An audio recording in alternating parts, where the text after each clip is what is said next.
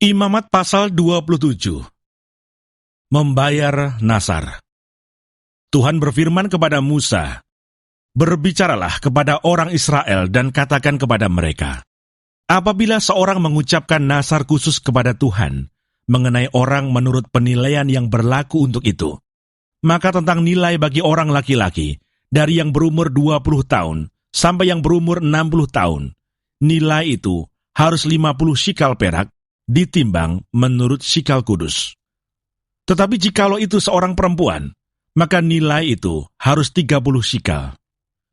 Jikalau itu mengenai seorang dari yang berumur 5 tahun sampai yang berumur 20 tahun, maka bagi laki-laki nilai itu harus 20 shikal, dan bagi perempuan 10 shikal. Jikalau itu mengenai seorang dari yang berumur 1 bulan sampai yang berumur 5 tahun, maka bagi laki-laki nilai itu harus 5 shikal perak, dan bagi perempuan 3 shikal perak. Jikalau itu mengenai seorang yang berumur 60 tahun atau lebih, jikalau itu mengenai laki-laki, maka nilai itu harus 15 shikal, dan bagi perempuan 10 shikal. Tetapi jikalau orang itu terlalu miskin untuk membayar nilai itu, maka haruslah dihadapkannya orang yang dinasarkannya itu kepada imam, dan imam harus menilainya. Sesuai dengan kemampuan orang yang bernasar itu, imam harus menentukan nilainya. Jikalau itu termasuk hewan yang boleh dipersembahkan sebagai persembahan kepada Tuhan, maka apapun daripada hewan itu yang dipersembahkan orang itu kepada Tuhan, haruslah kudus. Janganlah ia menggantinya, dan janganlah ia menukarnya, yang baik dengan yang buruk, atau yang buruk dengan yang baik. Tetapi jikalau ia menukar juga seekor hewan dengan seekor hewan lain, maka baik hewan itu maupun tukarnya haruslah kudus.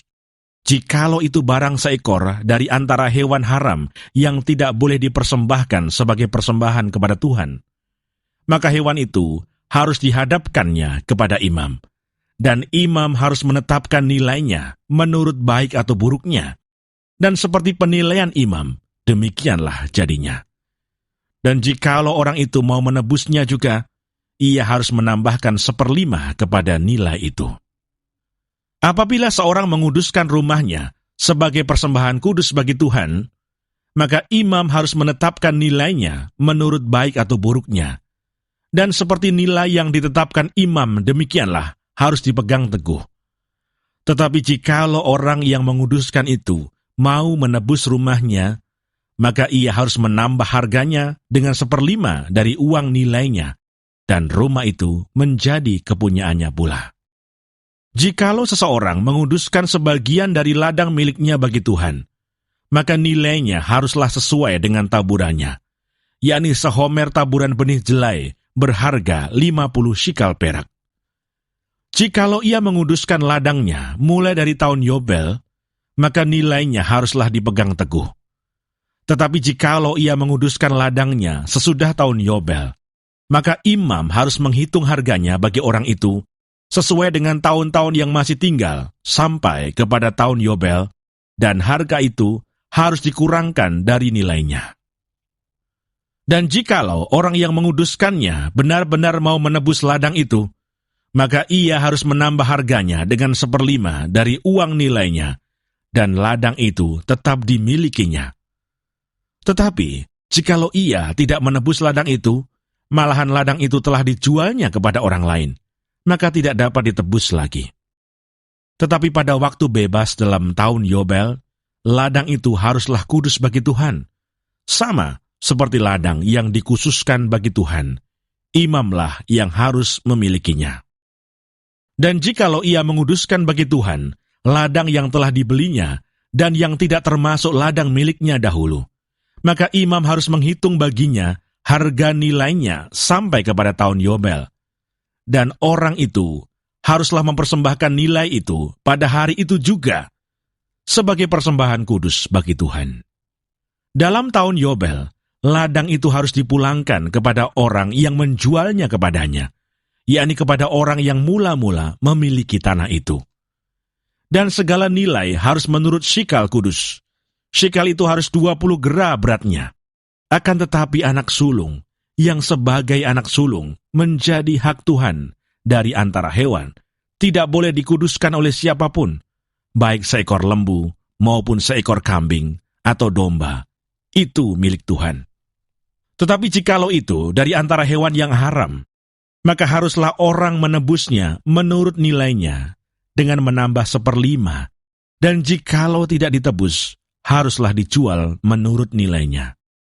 Akan tetapi segala yang sudah dikhususkan oleh seseorang bagi Tuhan dari segala miliknya, baik manusia atau hewan, maupun ladang miliknya, tidak boleh dijual dan tidak boleh ditebus, karena segala yang dikhususkan adalah maha kudus bagi Tuhan. Setiap orang yang dikhususkan, yang harus ditumpas di antara manusia, tidak boleh ditebus. Pastilah ia dihukum mati. Demikian juga segala persembahan, persepuluhan dari tanah, baik dari hasil benih di tanah, maupun dari buah pohon-pohonan adalah milik Tuhan. Itulah persembahan kudus bagi Tuhan. Tetapi jikalau seseorang mau menebus juga sebagian dari persembahan persepuluhannya itu, maka ia harus menambah 1/5.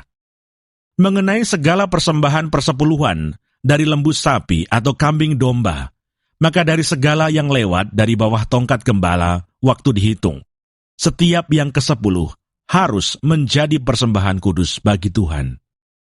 Janganlah dipilih-pilih mana yang baik dan mana yang buruk, dan janganlah ditukar. Jikalau orang menukarnya juga, maka baik hewan itu maupun tukarnya haruslah kudus dan tidak boleh ditebus. Itulah perintah-perintah yang diperintahkan Tuhan kepada Musa di Gunung Sinai untuk disampaikan kepada orang Israel.